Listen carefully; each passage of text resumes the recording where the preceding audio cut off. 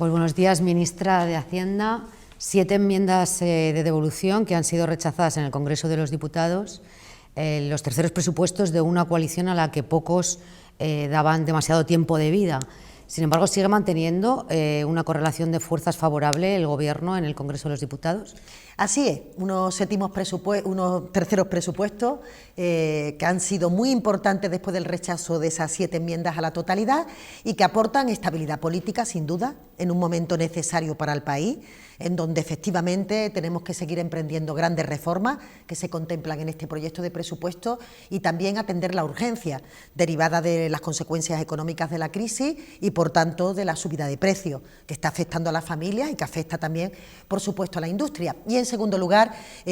una estabilidad política que le da un mensaje muy claro también al conjunto de la sociedad, al mundo y al mercado de la inversión, y en Europa, en donde estamos viendo que justamente las consecuencias de esta guerra están provocando turbulencia en determinados gobiernos, o bien directamente, como ha pasado en Francia, aprobando unos presupuestos por decreto ley, porque no podían conseguir esa mayoría, o bien los resultados de las elecciones en Italia y en el Reino Unido con la dimisión de la primera ministra. ¿Estos presupuestos nacen viciados e hipotecan el futuro de las próximas generaciones, como dice el Partido Popular? Todo lo contrario, todos los organismos internacionales lo que han trasladado es que los ingresos que el presupuesto plantea para el año que viene son muy prudentes. Si hay una crítica común en todos los informes del AIREF, de la Comisión, es que los ingresos se han calculado de forma muy prudente, porque el Gobierno deliberadamente ha querido reservar un margen fiscal para que en el mes de noviembre, una vez que evaluemos cómo se va a comportar el año 2023, procedamos a prorrogar o no determinadas medidas que estaban puestas en marcha para ayudar a las familias, póngase el caso de la rebaja del IVA de la luz o del gas, o del incremento de la ayuda en el ingreso mínimo vital para los más vulnerables, ayudas al sector productivo. En definitiva, estamos trabajando en una dirección y también estamos atendiendo lo urgente a través del decreto ley que aprobaremos más adelante. Sin embargo, la AIREF, el Banco de España y el propio INE han rebajado las previsiones de crecimiento del Gobierno. Sí, pero a pesar de rebajar las previsiones de crecimiento del Gobierno, aunque la AIREF ha avalado el cuadro macroeconómico, o lo que es lo mismo, ha dicho que las previsiones del Gobierno del 2,1 para el año que viene está dentro de la horquilla que la propia AIREF puede dar por válida. A pesar de eso, entiende que la previsión de ingreso, incluso con un menor crecimiento, es muy prudente, lo cual significa que evidentemente tenemos margen no solo para cumplir con lo que está establecido en el presupuesto, sino para adoptar medidas adicionales. ¿España está en riesgo de recesión? Los indicadores económicos no marcan eso, y yo diría que todos los analistas, no solamente el Gobierno, a nivel internacional, a nivel experto, no plantean que España vaya a entrar en recesión. Todo lo contrario, lo que dicen es que podemos estar en los crecimientos más fuertes del conjunto de la zona euro, por delante de Francia, de Alemania, de Italia, un crecimiento sólido que siguen dándolo todos los organismos y que por tanto se aleja esa perspectiva de recesión. Hoy mismo hemos conocido el dato de PIB para el último trimestre, en donde se ha crecido, a pesar de las duras circunstancias, un 0,2, por tanto a lo largo del año vamos a estar en un crecimiento que puede superar el 4%, como había previsto el Gobierno, y eso nos da una base muy sólida para que el año que viene estemos en esa perspectiva del entorno del 2% de crecimiento, y además con una corrección de la inflación que está poniendo de manifiesto que las medidas que está adoptando el Gobierno van en la buena dirección. Estamos conteniendo los precios, puesto que ha bajado más de 1,5 puntos la inflación desde el último dato, y esto en un 7,3 está indicando que, a pesar de la dificultad que estamos viviendo, estamos caminando ya en la parte descendente de la curva. Y si las familias españolas han perdido poder adquisitivo y todo indica que vamos a seguir perdiéndolas en los próximos meses, ¿cómo se puede justificar el crecimiento del consumo privado para el próximo año? Bueno, yo diría que fundamentalmente lo que se está produciendo, lo que se está viendo, es que muchas de las medidas previas que se han puesto en marcha con motivo de la crisis, y también que tienen que ver con las políticas predistributivas que este Gobierno ha puesto en marcha, subida del salario mínimo interprofesional, reforma laboral, que está permitiendo que las familias tengan más certeza respecto a su futuro, no es lo mismo hacer una planificación económica, de comprar una vivienda o de tener una cierta capacidad de consumo cuando uno tiene un contrato que se renueva mes a mes, a cuando tienes un contrato indefinido, que eso te permite, pues eso, saber que durante los siguientes meses también vas a tener ingresos. Eso estimula el consumo y eso hace que una parte del dinamismo económico de la sociedad, como es justamente el propio consumo privado, siga creciendo a pesar de las difíciles circunstancias que estamos atravesando. ¿Y no hay algo de falsa seguridad en esto de tener un puesto de trabajo? Porque hoy en día tener un puesto de trabajo no garantiza poder llegar dignamente a final de mes, ¿no? Bueno, yo creo que justamente se ha trabajado mucho para que tener trabajo sea una garantía de solvencia para que las familias puedan llegar a fin de mes, que evidentemente depende del número de hijos y depende de muchas circunstancias que las personas lo pasan muy mal, y en este momento la amenaza más importante era la inflación. Pero haber pasado de un salario mínimo, que es una referencia en muchos convenios colectivos, de 735 euros a 1.000 euros, sin duda ha supuesto un incremento de la renta, y de hecho los datos demuestran en el día de hoy que ha subido la renta de los asalariados un 4,8%, y eso es un dato que no es casualidad, no es fruto del azar, es fruto de haber logrado restablecer el equilibrio en las relaciones laborales, y por tanto que los sindicatos puedan jugar también ese papel de interlocución que se les restó durante la anterior crisis, y por otra parte que muchos de los convenios que van referenciados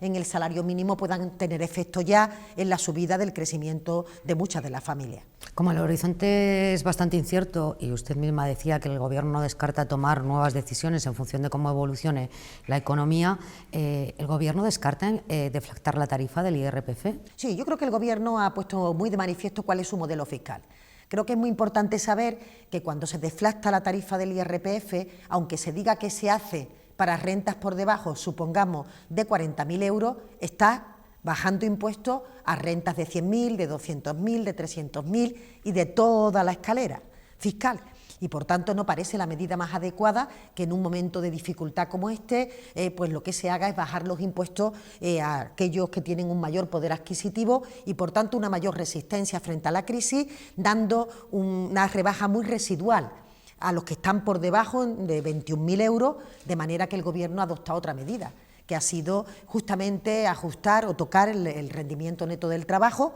de forma que para una familia de 18.000 euros, la rebaja que propone el Partido Popular hace que se produzca una disminución o un ahorro de 35 euros y, sin embargo, con la medida del Gobierno son más de 700 euros los que se ahorra una familia que está justo en los límites de pobreza, en la vulnerabilidad, una situación que afecta a la mitad de los trabajadores de nuestro país, que no olvidemos nunca que el salario mediano está en 22.000 euros, lo cual significa que por debajo de ahí está la mitad de los trabajadores de nuestro país. Ministra, ¿y se puede rebajar el IVA al 4% de los productos básicos de la cesta de la compra? No está indicado la rebaja del IVA en este momento, no lo digo solo yo, lo ha dicho el comisario, por ejemplo, Gentiloni, que desaconseja una rebaja general del IVA y, por tanto, que sea ese el impuesto que permanentemente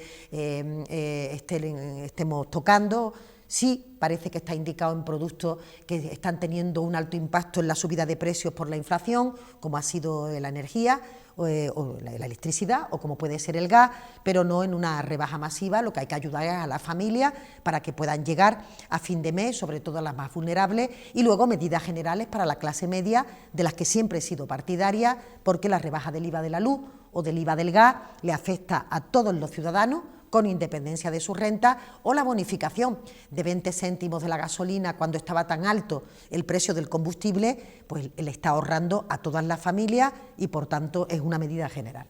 Hoy hemos conocido que Portugal ha decidido poner un impuesto especial a los beneficios de las grandes cadenas de distribución alimentaria. ¿Es posible eso aquí en España? No está en la agenda del Gobierno. Nosotros lo que sí hemos hecho es una ley de cadena alimentaria que permita que no haya una venta pérdida y por tanto que nuestro sector primario, que es la garantía de cohesión territorial de nuestro país, porque es el que fija población al territorio, sobre todo en la parte del territorio rural, esa capacidad la hemos puesto a través de una ley que les garantiza eso, que los agricultores, pues el ser capaces de poner en marcha esta actividad económica tan importante para el país, no sea a costa de sus propios beneficios en momentos complicados, por ejemplo, como ocurrió durante la pandemia. pero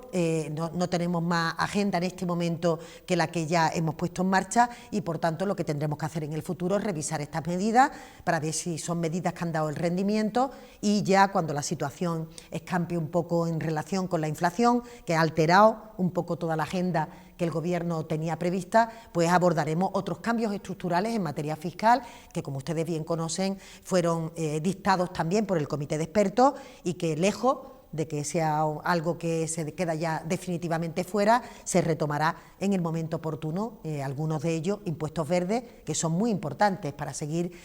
premiando comportamientos sostenibles con el medio ambiente. ¿Y en la agenda del Gobierno está prorrogar la rebaja del IVA del gas y de la electricidad más allá de diciembre? No lo descartamos, lo evaluaremos en el momento en que en el mes de noviembre conozcamos cómo se van a comportar los precios mayoristas del gas, de la energía en definitiva, y por tanto qué efectos están haciendo otras medidas como la solución ibérica, que como saben ha tenido una rebaja importante también en la factura, y también las medidas de eficiencia que está aplicando el conjunto de la sociedad, que ya nos ha permitido pues ir rebajando y cumpliendo los objetivos que se nos habían puesto en Bruselas. Así que lo evaluaremos cuando llegue pronto la finalización de las actuales medidas, que serán para el 31 de diciembre, pero que tendremos que aprobar el conjunto de paquetes en el mes de noviembre, y para ello hemos reservado, como digo, unos recursos que nos permitan financiar esas medidas para que no haya ningún problema en generar una deuda adicional o dejar ningún tipo de situación para las generaciones futuras. El impuesto a la solidaridad es una respuesta a la eliminación del impuesto de patrimonio que decidieron comunidades autónomas como Madrid o Andalucía. No, el impuesto a la solidaridad es justamente una respuesta a la necesidad en este momento de que las grandes fortunas aporten más para que podamos financiar medidas que vayan dirigidas a la mayoría social del país. Y creo que entran muy en la línea de lo que venimos planteando, pidiéndole un mayor esfuerzo a las grandes rentas personales y también a aquellas empresas que están obteniendo beneficios extraordinarios con motivo de esta crisis, y de la misma manera que le hemos pedido un esfuerzo a las empresas energéticas o se lo pedimos a la banca, se lo pedimos a aquellas rentas que están por encima, o aquel patrimonio que está por encima de 3 millones de euros, que eso afecta al 0,2% de la población, y lo que sí hacemos es que, para que no se provoque doble imposición, pues efectivamente se descuenta el impuesto de patrimonio en aquellas comunidades donde se está abonando, para que ese ciudadano, para que ese contribuyente no pague por dos sitios distintos. Hay que armonizar o recentralizar, como apuntó el ministro Escrivá, determinados impuestos básicos sobre los que tienen competencia las comunidades autónomas. Son dos cosas distintas. Yo diría que recentralizar no, salvo que en el modelo de financiación autonómica hubiera una necesidad de que determinadas figuras que no justamente tiene por qué ser esa, determinadas figuras pudieran tener más sentido dentro de la legislación estatal. Lo que sí hay que hacer es armonizar, porque es evidente que no se puede producir una carrera fiscal a la baja entre diferentes comunidades, intentando emular a la Comunidad de Madrid, que ejerce un efecto capitalidad, que significa que tiene más recursos, no por el hecho de que haya más talento, porque tengan unas políticas diferenciadas, sino porque se residencian dentro de la capital, como ocurre en todos los países del mundo, la mayoría de las sedes fiscales, de las empresas, de los sueldos y por tanto de las altas rentas de muchos de los que dirigen ese tipo de empresa, o de algo tan importante como que es la sede de la Administración General del Estado, y alberga también sueldos altos digamos que en lo que es el IRPF del conjunto de la sociedad. Por tanto, tiene más capacidad de bajar impuestos y obliga al resto de comunidades autónomas, si quieren seguir esa estela, pues a intentar emularla, y ya digo que nunca, jamás, bajo ese prisma se puede equiparar, ni se puede ninguna comunidad autónoma tener la misma competitividad que tiene una capital de un país. Y por eso también el Gobierno está planteando la necesidad de descentralizar determinadas sedes, para que también el beneficio de que haya referencia de sedes nacionales pues se tenga en el conjunto del territorio y no solo en una parte mucho más concentrada del país.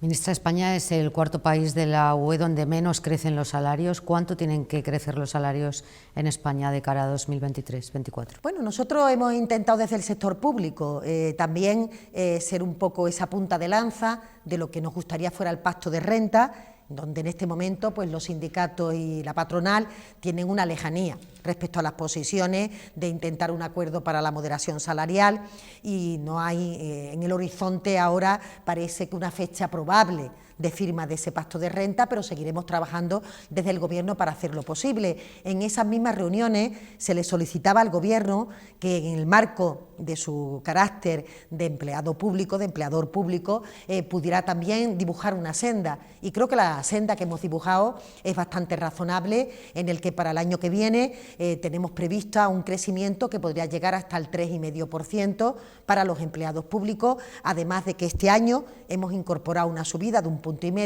que les permitiera ganar parte de ese poder adquisitivo, y en el marco de 3 años lo que estamos dibujando es una subida salarial del entorno del 9%, insisto, en el marco de 3 años, que yo creo que es bastante prudente en los términos en los que el Gobierno con los sindicatos lo ha podido acordar,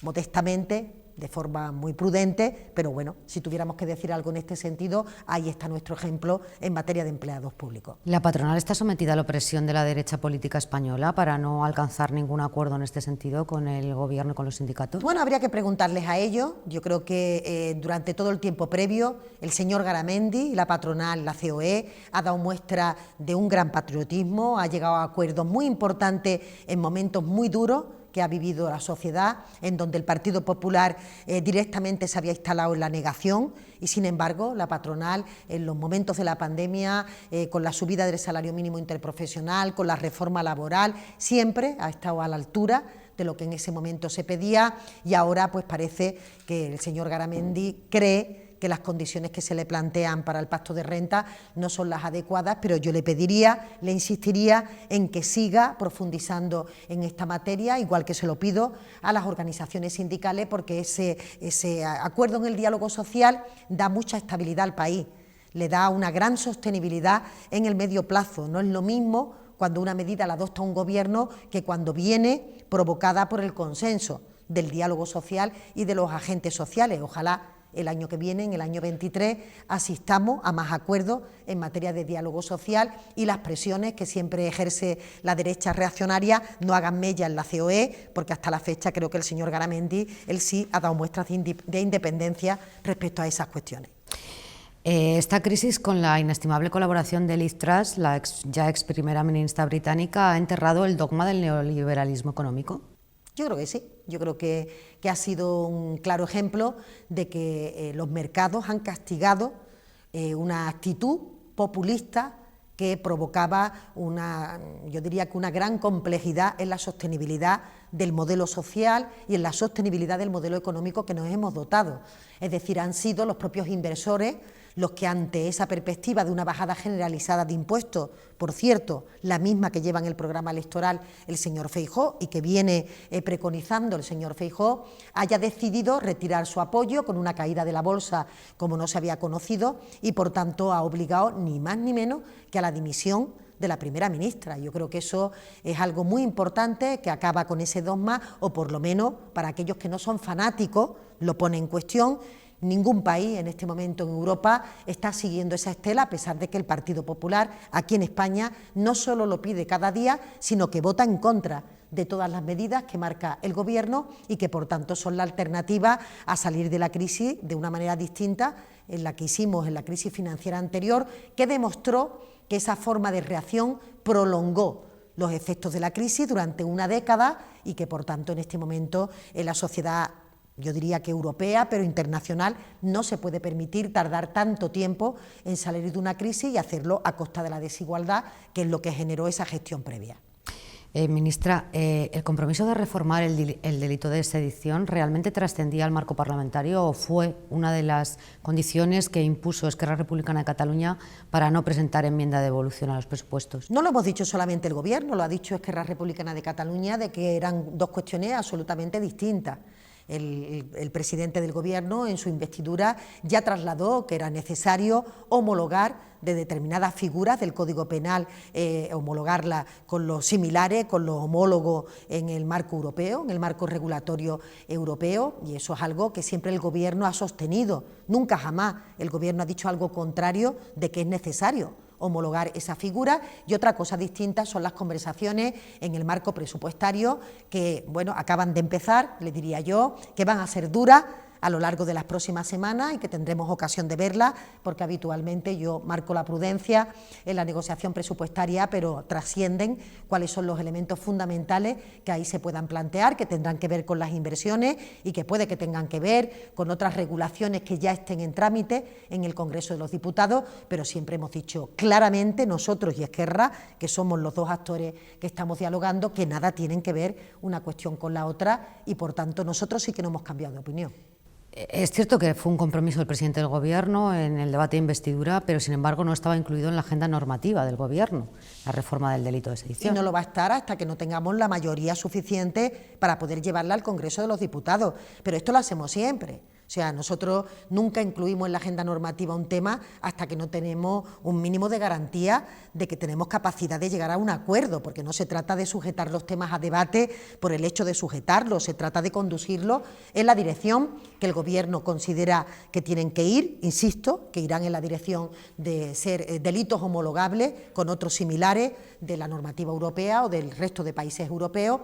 Y, por tanto, hasta que no tengamos esa mayoría, no iremos al Congreso de los Diputados, pero es obvio que cualquier reforma del Código Penal tendrá previamente que pasar por esa mayoría del Congreso de los Diputados y la tendremos en el momento en que seamos capaces de concitar esos acuerdos. Hoy no la tienen, hoy no la tienen. No llevo yo directamente esa materia, pero imagino que si todavía el Gobierno ha decidido no llevarla es porque hoy por hoy no tiene esa mayoría en los términos en los que el Gobierno considere que haya que reformar los delitos. ¿Y siente que sus palabras ayer desde la tribuna del Congreso sobre el delito de sedición pudieron dinamitar o servir de excusa para que el Partido Popular dinamitara las negociaciones sobre el Consejo General del Poder Judicial? Sinceramente no, pienso que evidentemente en el día de ayer estábamos en el debate de presupuesto, digamos que era el debate político más importante que había durante el día. El Partido Popular tenía decidido desde esa mañana romper este acuerdo y da igual quién hubiera estado, da igual a quién se le hubiera preguntado, no es un elemento que tenga que ver con la persona, porque dijimos lo mismo y seguimos diciendo lo mismo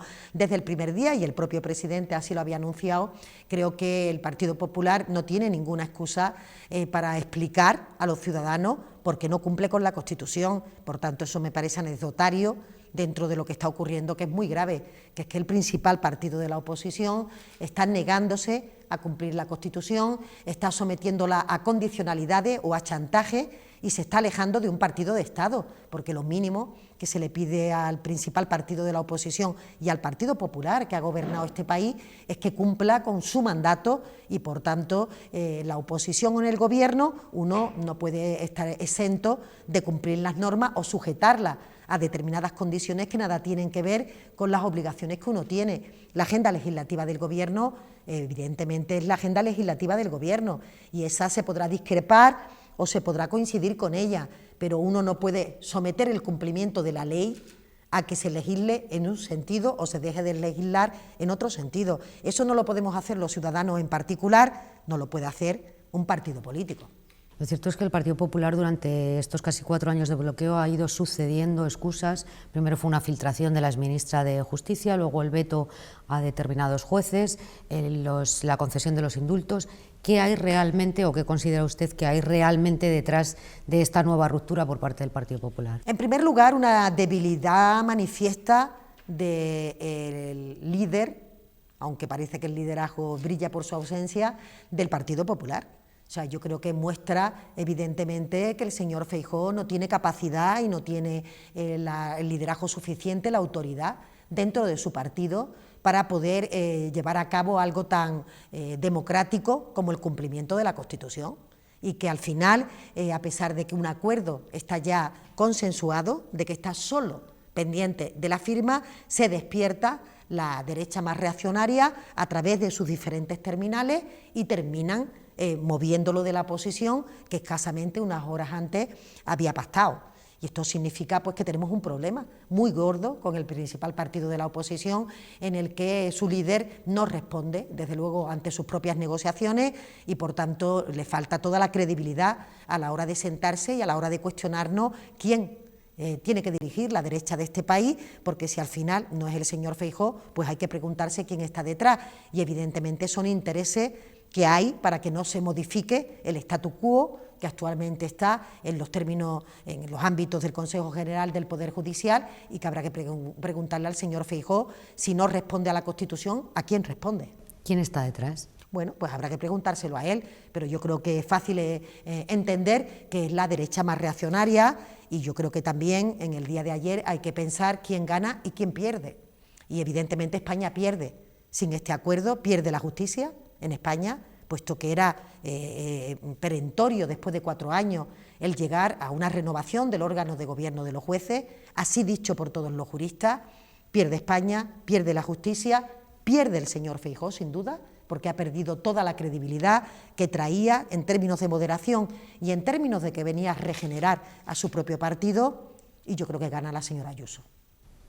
¿Gana la señora Ayuso? Sí, yo creo que gana la señora Ayuso. Yo creo que al final lo que vamos conociendo es que durante las horas previas se había producido unas conversaciones en las que se le había trasladado al señor Feijóo esa presión, también algunos medios ese mismo día le habían trasladado, y es fácil pensar que al señor Feijóo le temblaron las piernas. ¿Y ahora qué? Bueno, pues ahora volver a pedirle al Partido Popular que cumpla con la Constitución. Es que no hay alternativa al incumplimiento de la Constitución. Es absolutamente impensable que uno de los principales partidos de este país, que tiene aspiración de gobierno, decida unilateralmente que no cumple con una ley, pero no con una ley cualquiera, sino con la ley que es el mandato, el consenso de todos los ciudadanos. Por tanto, cabe esperar, volver a insistir una y otra vez, no solamente el Gobierno, toda la sociedad, para que el señor Feijóo cumpla con la Constitución. Los ciudadanos no podemos decidir cuando cumplimos las leyes o dejamos de cumplirlas. ¿Por qué? El principal partido de la oposición busca excusas. No se entiende. Tiene que estar respondiendo a otros intereses, por cierto, no confesables,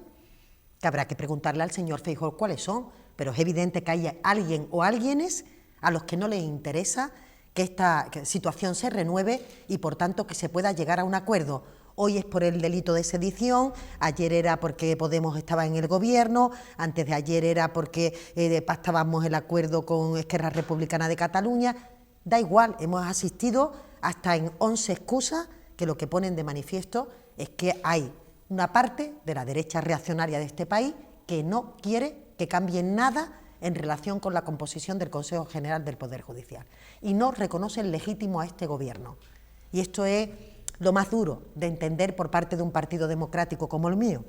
y de un Gobierno de progreso como el mío, que es que haya algunos que intenten ningunear el voto de los ciudadanos que se expresa a través de las urnas y en donde efectivamente eligen un Gobierno el que los ciudadanos creen, el que los ciudadanos quieren, y nadie tiene derecho a imponerse a esa voluntad popular, ni a través de un veto, ni a través de no llegar a un acuerdo, como está haciendo el Partido Popular. Los datos demoscópicos que maneja el Gobierno indican que el Partido Socialista ha conseguido debilitar la imagen de moderación con la que venía Feijóo de Galicia. Ni es tan moderado, ni es tan dialogante, ni es tan hombre de Estado, como decía. Bueno, yo creo que ha sido él solo. Yo creo que la línea en la que se le ha ido conociendo al señor Feijóo pues ha puesto de manifiesto una clara inconsistencia en muchos de los planteamientos políticos que son en este momento clave para poder sortear la situación de crisis, por ejemplo en materia económica, y yo creo que muchos de los errores del señor Feijóo responden al desconocimiento. Creo que también se ha puesto de manifiesto que no tiene equipo, y por tanto que no hay personas en su entorno que sean capaces de trasladarle prioridades, criterios sinceros, criterios honestos, y esto también es un problema muy importante. Y en tercer lugar, creo que el Partido Popular ha perdido el norte, es que no tiene un proyecto de país. Cuando un partido juega todas sus bazas a bajar los impuestos como único lema, cuando comparecen permanentemente ante los medios con el único lema de bajar impuestos, da igual cuál sea el problema, y se demuestra que una bajada de impuestos provoca la caída de la economía de un país y la dimisión del primer ministro, es que se quedan desnortados y no saben, lo vimos en el debate, y no saben exactamente ahora hacia dónde se tienen que conducir. Ni tienen proyecto, ni tienen líder, ni tienen equipo. Y esto es lo que yo creo que ha puesto de manifiesto el señor Feijóo desde esa inconsistencia y, por tanto, siendo falso ni su imagen de moderación ni su imagen de líder experimentado. Y si el Partido Popular ha perdido el norte y Feijóo ha demostrado en estos 6 meses su inconsistencia, ¿cómo explica que en las encuestas el Gobierno mantenga un estancamiento desde el punto de vista electoral y que haya desgaste del presidente del Gobierno? Yo diría que a mí me gustan las encuestas, verlas siempre en perspectiva, y me gustan digamos que las evoluciones, como cuando, si me permite el símil, cuando uno se somete a una dieta de adelgazamiento, cuando uno tiene una enfermedad, las recuperaciones tienen que ser lentas y tienen que ser consistentes y sostenibles en el tiempo. Es decir, la política tan líquida, tan volátil que vivimos, en donde de un mes a otro se producen circunstancias de conocimiento, de valoración de líderes que se sujetan al diente de sierra, no me resultan válidas, porque al final, cuando los ciudadanos votan en relación con algo que se va asentando, y creo que se va asentando de forma clara que este Gobierno ha sido un Gobierno que ha tenido que afrontar unas dificultades tremendas, que han provocado un sufrimiento muy grave en el conjunto de los ciudadanos, el virus, con muchas pérdidas de vidas humanas y de enfermedad, ahora la guerra de Ucrania, con un incremento de la inflación que ha hecho que suban los precios, han sido circunstancias que el Gobierno no ha elegido y en el que creo que estamos demostrando que el Gobierno, lo importante es que sabe responder ante estas situaciones de crisis. Pudimos curvar la evolución del virus. Ahora también estamos doblegando, ¿no?, esa curva de la inflación, y eso se hace poco a poco, lentamente, y yo creo y confío en que cuando llegue el momento de la votación, que todavía queda tiempo, los ciudadanos, mirando para atrás, verán que esta crisis se ha resuelto de una forma tremendamente distinta, en donde realmente hemos intentado combatir desigualdad, que es el elemento más grave que traen estas crisis, y por otra parte que hemos pretendido preservar sus rentas, como así marcan los datos, y por otra parte que los que más beneficios tienen de este tipo de crisis en este momento sean capaces de aportar una mayor parte del esfuerzo para que todos podamos transitarla de la mejor manera posible. Estoy convencida de que los ciudadanos así lo van a valorar cuando llegue el momento de valorarlo, que no es ahora, sino que será en el momento de las votaciones, que todavía pues quedan muchos meses para explicarnos y para que los ciudadanos vean esto con perspectiva. Ha habido un cambio sociológico en nuestra sociedad después de la pandemia, casi no nos ha dado tiempo a digerir lo que nos ha ocurrido como sociedad, venir un virus y poner en cuestión hasta nuestra movilidad. Todo lo que ocurre es muy grave y eso tiene un efecto psicológico en el conjunto de la sociedad, de malestar. En el conjunto de la sociedad viene la guerra, y yo creo que lo que tenemos que venir ahora es, efectivamente, qué mal lo hemos pasado, pero hemos llegado a puerto y hemos llegado en unas condiciones adecuadas. ¿Ve a Podemos dentro del Gobierno hasta el último minuto de la legislatura?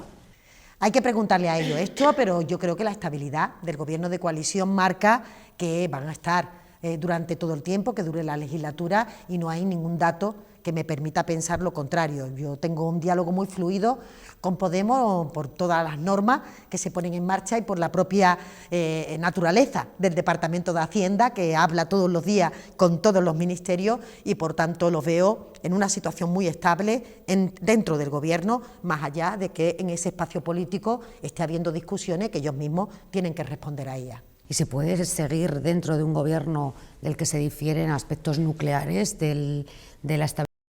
Bueno, yo diría que si fueran elementos nucleares no se podría. La política de defensa no es un elemento nuclear. Bueno, yo creo que han entendido que más allá de que evidentemente somos dos partidos distintos, con sensibilidades distintas, han entendido que ese gasto no competía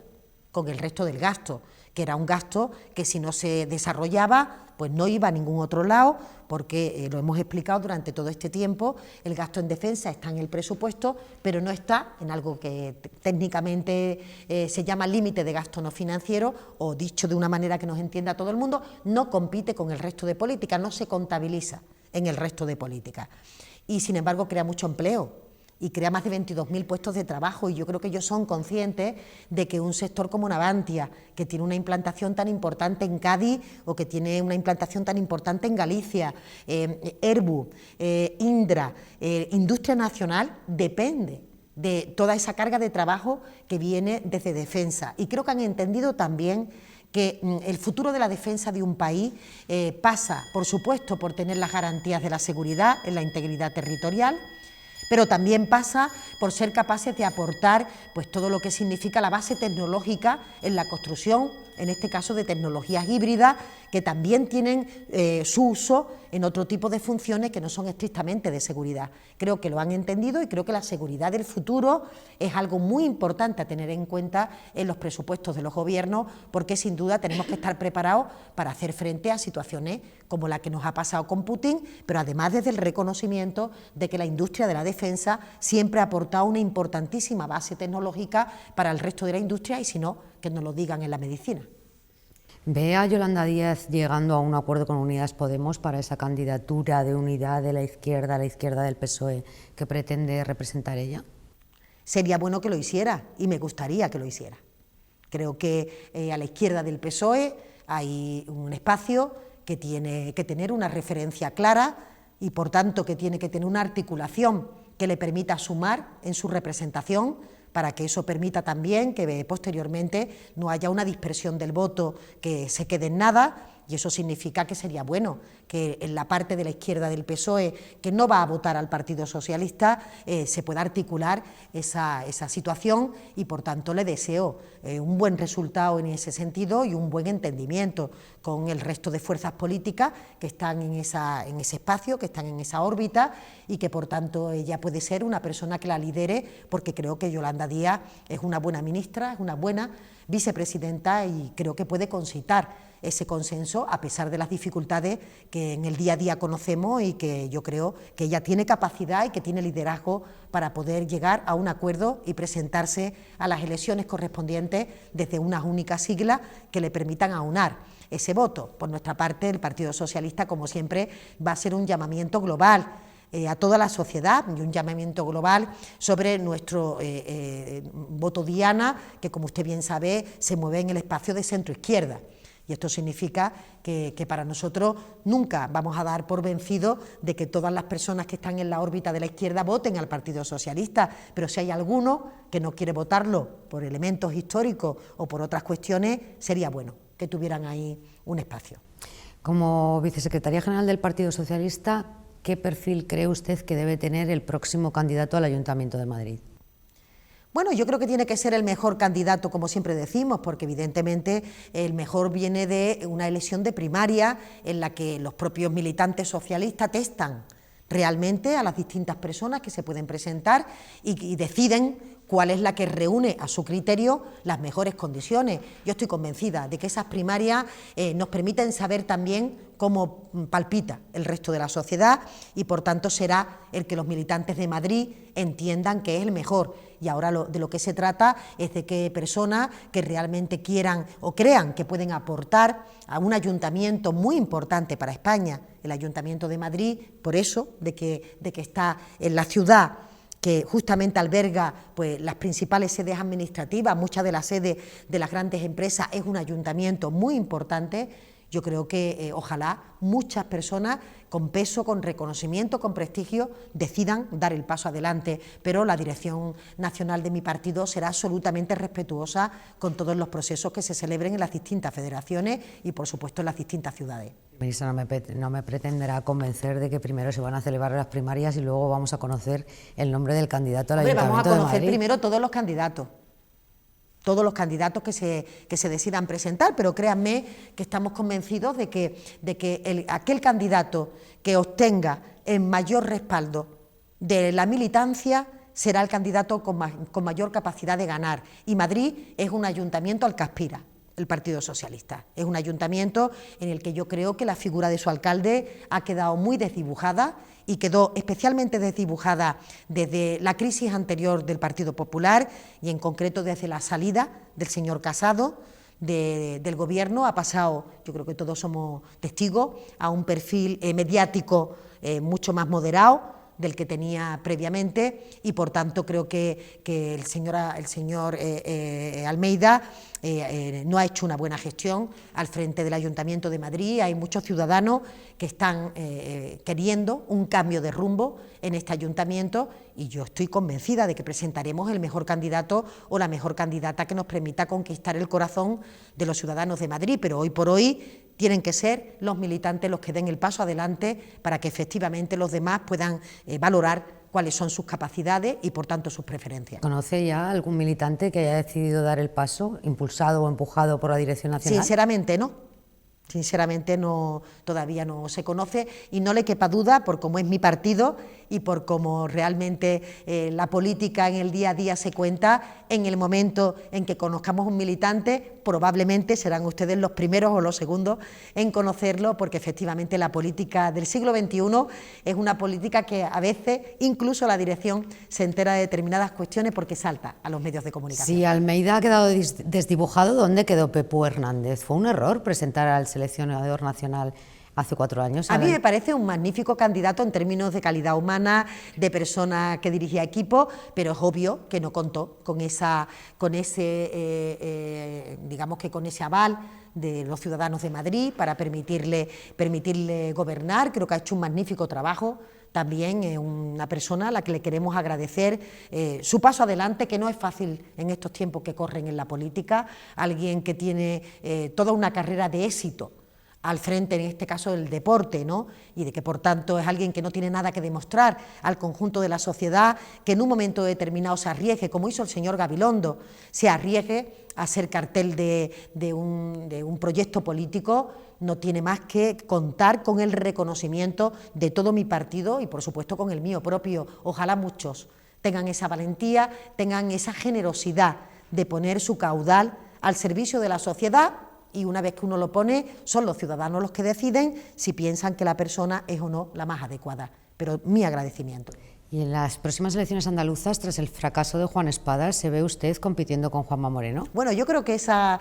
cuestión que siempre normalmente se me pregunta en las entrevistas, le diría que no, que mi candidato y que la persona que está trabajando en Andalucía justamente para ser capaces de, primero, de desenmascarar lo que significa el señor Moreno Bonilla para esta tierra, que básicamente ahora con la mayoría absoluta estamos viendo que es un bluff en relación con el proyecto. No se puede vivir permanentemente de la confrontación, no se puede ser un buen líder en el siglo XXI practicando todos los días el victimismo. Eso no conduce a ningún lado. Los ciudadanos no valoran esas actitudes políticas como positivas. Te puede servir para un momento determinado, en un momento de pandemia o en un momento donde los ciudadanos están en otra cosa, pero creo que durante estos 4 años en donde el señor Moreno Bonilla tiene las manos libres, no tiene que pactar con nadie para hacer lo que quiera, vemos ya, y vamos a verlo con más intensidad, cómo su proyecto político pasa por un debilitamiento de los servicios públicos, porque no cree en el reforzamiento de los mismos, no por otra cuestión, y no tiene ningún instrumento, ningún arma para impulsar la economía en la comunidad autónoma. Si usted se da cuenta, cuando hay datos positivos de empleo, el señor Moreno Bonilla se los apunta, y cuando los datos no son tan positivos, le echa la culpa del paro al señor Sánchez. Bueno, eso es un clásico de todos los presidentes autonómicos. Pero más del señor Moreno Bonilla, ¿no? Entonces, claro, esto es poco creíble. Yo creo que los ciudadanos, justamente en estas elecciones últimas, es cuando le dieron su aval al señor Moreno Bonilla, que perdió las elecciones anteriores. Estas son las primeras elecciones que gana el señor Moreno Bonilla, que quiero recordar que en las anteriores tuvo el peor resultado del Partido Popular y que gobernó gracias al acuerdo, al pacto al que llegó con Ciudadanos y al que llegó con Vox. Ahora, en ese momento, es cuando los ciudadanos la han votado, y estoy convencida de que en las próximas convocatorias electorales, en las elecciones municipales, en las elecciones generales y ya más adelante en las elecciones autonómicas, el Partido Socialista volverá a tener la hegemonía, porque estamos permanentemente conectando con la sociedad y somos el partido que más se parece a esa sociedad, y así que volveremos a conquistar el corazón de la gente. Algo haría bien el señor Moreno Bonilla cuando ha tenido un aval amplísimo en la sociedad andaluza, o bueno, algo haría mal el Partido Socialista. Por supuesto, el respeto absoluto, ¿no?, al voto de los ciudadanos. Yo diría que el señor Moreno Bonilla ha estado rentabilizando una situación complicada en la que se ha vivido en nuestro país con motivo de una pandemia que ha sido, como decía anteriormente, algo muy gordo que le ha ocurrido al conjunto de los ciudadanos, que en ese momento los ciudadanos han preferido optar por lo que había, que en ese momento, insisto, quien gobernaba era el señor Moreno Bonilla, y creo que el señor Moreno Bonilla no es que haya tenido un aval muy importante, es que ha sido capaz de, como es normal en política, de rentabilizar la práctica eliminación de Ciudadanos dentro de esta comunidad autónoma, ha absorbido ese voto de Ciudadanos, que era un voto de derecha, porque efectivamente Ciudadanos nunca fue un partido que quiso pactar con el Partido Socialista, ha estado siempre en la última etapa desde el señor Rivera y la salida pactando con la derecha, por tanto es un drenaje natural que se produce al Partido Popular, y por otra parte porque creo que Vox presentó una candidata, Macarena Olona, que no obtuvo los beneficios que tuvieran, y una parte de ese voto, pues yo creo que lo rentabilizó el señor Moreno Bonilla. Ministra, ¿dónde se sitúa usted en el debate sobre la ley trans, que ha dividido de forma tan profunda no solamente al socialismo, sino al feminismo español? Me sitúo con mi partido en haber sido siempre defensor y un impulsor de los derechos de la mujer y de los derechos de los colectivos LGTBI. Yo asisto con rabia a un debate en el que pareciera que uno tiene que elegir si prefiere defender derechos de igualdad en términos de, por supuesto, los avances que tienen que seguir produciéndose en materia de feminismo, o derechos colectivos que necesitan una mejor y una mayor integración en el conjunto de la sociedad. Estos debates, cuando se plantean así, creo que son debates ficticios. Creo que siempre hemos demostrado desde el Partido Socialista que no solamente no es que no sean derechos antagónicos, es que son complementarios, es que muchas veces han ido de la mano. Entonces, hay personas que permanentemente enfrentan territorios y enfrentan a grupos o enfrentan a sectores de la población. Yo soy de los que piensan que evidentemente tenemos que seguir avanzando en materia de igualdad, que no puede haber una legislación que pueda tener algún tipo de alteración sobre la seguridad jurídica en todo lo que se ha conseguido en materia normativa de igualdad, pero también soy de la opinión de que, por supuesto, los colectivos LGTBI tienen que avanzar en sus derechos porque todavía son discriminados en muchos sectores de la sociedad. Así que, ¿qué va a hacer el Partido Socialista? Presentar unas enmiendas que le dan mayor seguridad jurídica, convencidos de que la ley se va a impugnar, convencidos de que se va a recurrir ante el Tribunal Constitucional, que dé una mayor seguridad jurídica para leyes que están en el marco de la igualdad y para las leyes LGTBI. Y en ese sentido van a ir las enmiendas que presente el Partido Socialista, intentando, insisto, impulsar los derechos de las personas LGTBI sin que ello provoque ningún tipo de menoscabo en el derecho de las mujeres, sino todo lo contrario. Como siempre, tienen que ser luchas complementarias, como el Partido Socialista siempre ha demostrado. En el Partido Socialista hay muchas sensibilidades.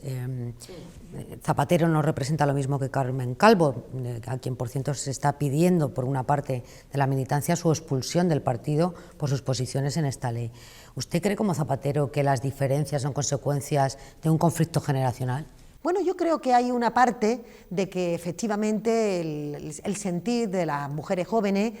no ven para nada ninguna incompatibilidad en relación con ninguna de las cuestiones que se han planteado. Quiero decir que lo viven con una absoluta normalidad, y yo lo que creo que lo que hay es también por parte del feminismo un intento, por supuesto, de que no haya ninguna legislación que pueda vulnerar avances que todavía son tímidos, que tienen que ir a más y que en algún momento se puedan poner en cuestión cuando uno acude a los tribunales o cuando, por ejemplo, en materia de violencia alguien pueda calificar un determinado hecho como violencia machista. Entonces, me parece que es lógico que haya ese celo por parte del feminismo, pero también me parece que la sociedad evoluciona en darle mucha más naturalidad a cuestiones que quizás conceptualmente tengan más dificultad, pero que en el día a día se viven con otra normalidad. Y me estoy refiriendo, por ejemplo, a la autodeterminación, ¿no?, que ha sido un elemento nuclear en esta ley, que por supuesto se va a mantener para el futuro, y en el que probablemente desde una posición conceptual se pueda tener algunas disquisiciones, pero en el día a día de las personas jóvenes, de las mujeres jóvenes, se ve como una cosa absolutamente normal y que para nada entra en contradicción con ningún postulado de defensa de la mujer y, por tanto, ningún postulado feminista. Yo, usted lo sabe bien, no solamente aprecio a Carmen Calvo, es que soy amiga de Carmen Calvo y creo que es un referente muy importante en mi partido y creo que es una persona que siempre nos aporta reflexiones serias, reflexiones sensatas y por tanto vamos a seguir escuchando las aportaciones de Carmen Calvo y seguirá siendo un referente dentro de mi partido. Igual digo del señor Zapatero, que ha sido presidente del gobierno, una persona muy importante para plantear su opinión o para dar su opinión, pero esto pone de manifiesto que mi partido está vivo, que es plural, que siente como siente la sociedad, que tiene contraste de opiniones, contraste de pareceres, pero que al final siempre llega al punto que mejor nos permite impulsar los derechos sin que nadie se quede atrás y sin que alguien se pueda sentir perjudicado. Esto es lo que ocurre con este debate, más allá de que algunos quieran magnificar o que muchas veces el apasionamiento lleve pues a determinados calificativos que yo deploro al interior de mi partido. Nadie puede criticar a nadie por el hecho de expresar su opinión e insisto, creo que la señora Calvo es un referente y lo seguirá haciendo y el señor Zapatero igualmente. ¿Y cómo explica, ministra, que una ley que generaba tanta división interna, no solamente entre los miembros del Partido Socialista, sino en el seno de la coalición de gobierno, y que usted misma dice que no ofrecía seguridad jurídica, puesto que las enmiendas del Partido Socialista van a ir en esa dirección, ¿cómo puede salir esa ley del Consejo de Ministros? Bueno, yo diría que no es que uno tenga la constancia de que es mejorable jurídicamente, mejorable, no digo que no tenga seguridad jurídica, digo que hay que reforzar su seguridad jurídica y evidentemente una ley cuando sale del Consejo de Ministros es una ley legal, quiero decir con esto que tiene todos los informes y todos los parabienes para poder tramitarse, pero que viendo cómo los debates se conducen y sobre todo las actitudes de determinados grupos políticos que ya anuncian y ya trasladan que van a recurrir la ley, pues siempre cuando una ley entra en el Congreso de los Diputados, no solamente por parte del Partido Socialista, por parte de otros grupos, es objeto de detenimiento, de atención y de aportaciones. Y el Gobierno está acostumbrado a que Unidas Podemos, a diferentes leyes que salen del Gobierno, plantea enmiendas en su proceso de tramitación. El Partido Socialista plantea enmiendas a leyes que salen del Gobierno, se consensúan, se pactan, se acuerdan con otros grupos, se admiten enmiendas de otros grupos, porque la labor del Ejecutivo es complementaria también a la del Legislativo. Y quiero decir con esto que, por supuesto, sufre un trámite, las cuentas públicas, le puedo asegurar que el Ejecutivo las saca con unos números y saldrán con otros, porque al final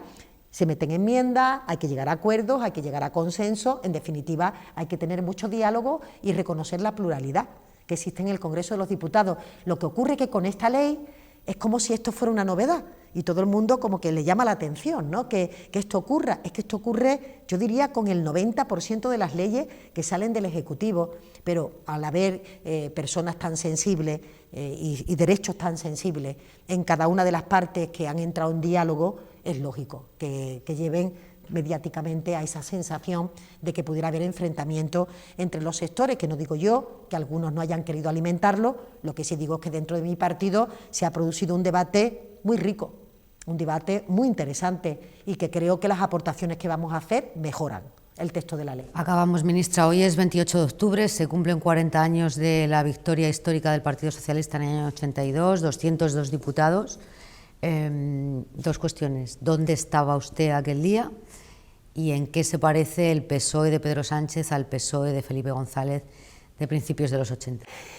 Bueno, la primera, yo creo que todo el mundo que tenemos edad para poder recordar si estábamos, yo